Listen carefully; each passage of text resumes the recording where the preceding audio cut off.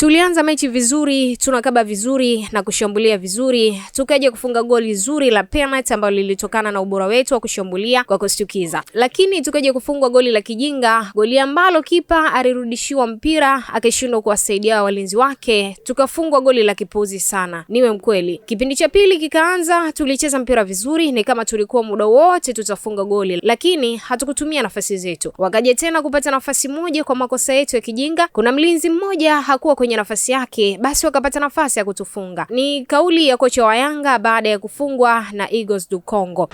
I think we started the game well. Looked threatening from the high press, looked threatening from the counter pressures, but we did not take our moments.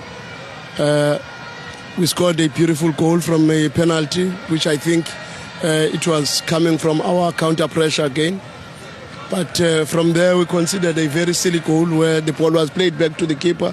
But the keeper was not supported from the central defense and Yao, who played the ball back, and there was pressure coming to him and he played a long ball. Unfortunately, when Okello was trying to receive it, his own teammate disturbed him, and that created a break for the opponents. A very silly goal, I must be honest.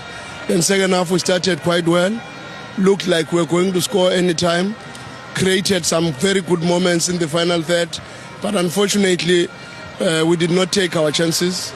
We made some silly mistakes in the final third, and they got one good opportunity and they took it from, unfortunately, a youngster that was not in the right position, and we got punished from there.